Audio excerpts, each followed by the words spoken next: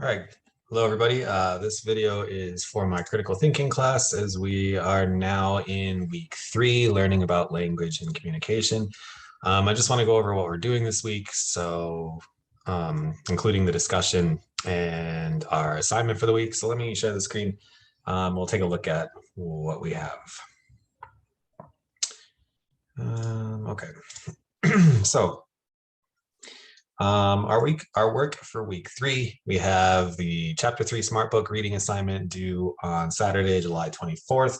We also have the animal language discussion, which runs first posts are due by Saturday the 24th, and you need to get your replies into your classmates by Tuesday the 27th. And then we have the nonverbal language assignment.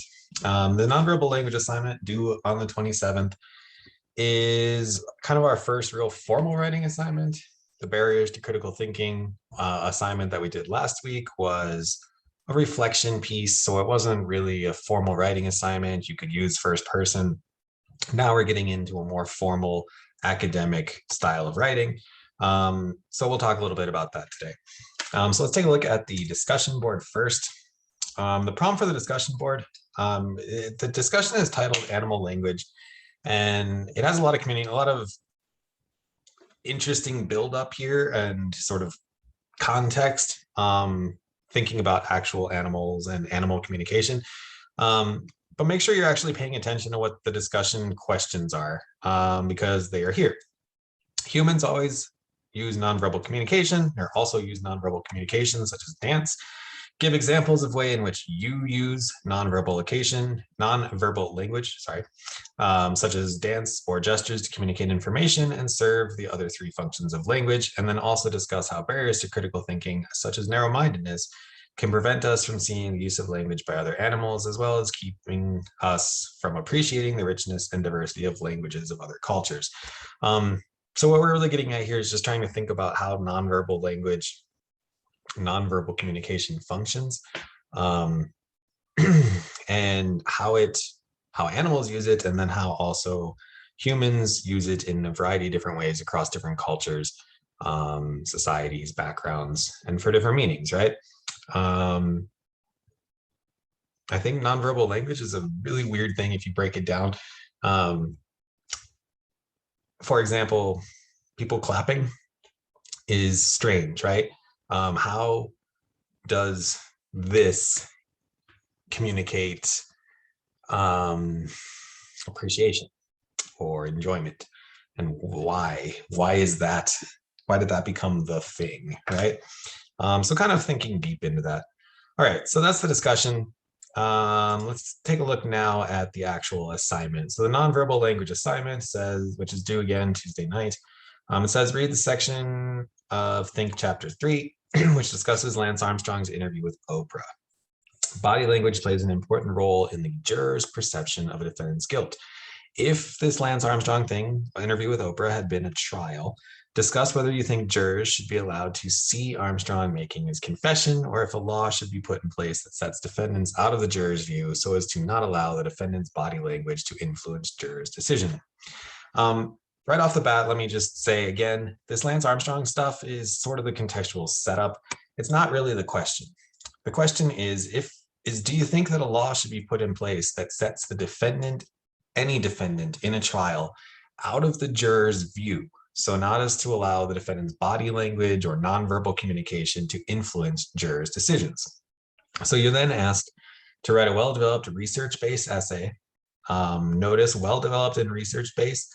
That means you need to be using APA format, and basing your opinion, your answer, on cited research, not just on your own personal opinion. We are very much in this class trying to move away from personal opinion into something that's more objective. The issue with personal opinion, much like the issue with writing in first person, I, me, my voice, is that our first person opinion is always subjective. It's just opinion. There's nothing substantial really behind our opinions. And that's what we're trying to get at, or at least part of what we're trying to get at in this class, is to analyze the substance behind what we think we know or what we think about the world. Okay, so A well-developed research-based essay, at least 500 words, that analyzes nonverbal language and the courtroom setting in order to answer the question of whether or not jurors should be allowed to see the defendant in a trial. So that is the main question you have to answer. Think about some of the reasons why maybe they should be allowed, why they shouldn't, etc. Right? That's the main question, but also pay attention to these sub-questions. Consider the roles of the prosecution and the defense, nonverbal language, language manipulation or language games, and the use of rhetorical devices. So while your paper should be answering this main question, should jurors be allowed to see a defendant in trial, it needs to give a little bit of time and energy and effort to communicate your response to these individual aspects of the topic, right? How can the role of prosecution and defense affect or influence your response to whether or not the jurors should be allowed to see a defendant in a trial? We already talked a little bit about this. Your paper should use APA format. You can visit the resources section on the left side of the Blackboard menu for guides to APA. I also always recommend visiting the OWL Purdue APA website. It is really the best APA guide that I've found. Keep this third-person point of view. Integrate APA in-text citations for your research. But really, try to think critically about this. Try to move beyond what your initial reaction might be, and try to think about both or the multiple sides to this issue, right? If you're kind of like stuck, sometimes students have told me that they just kind of didn't really see where this assignment was going. Think about something like this. If a defendant goes into a courtroom and has tattoos, visible tattoos, hands, face, neck, whatever, right? Are they going to get the same fairness from a jury that someone without tattoos in a suit might have gotten? Should that be should that exist? Should that room for nonverbal communication, prejudices, biases, all of that stuff, should that be a part of the courtroom procedure, or should it be completely just evidence factual based reasoning without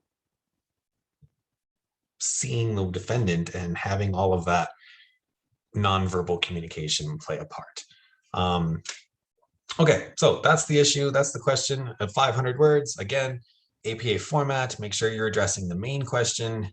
Make sure that you give good consideration to each of these little sub-points of the question. Whether or not you interact with the Lance Armstrong stuff, it's really up to you. Again, it's just contextual. Read over it and kind of get an idea of what we're talking about with how nonverbal language plays a role here, right? The idea here is that Lance Armstrong, it sure seemed like he was lying, and we all kind of could see that and tell that something was wrong.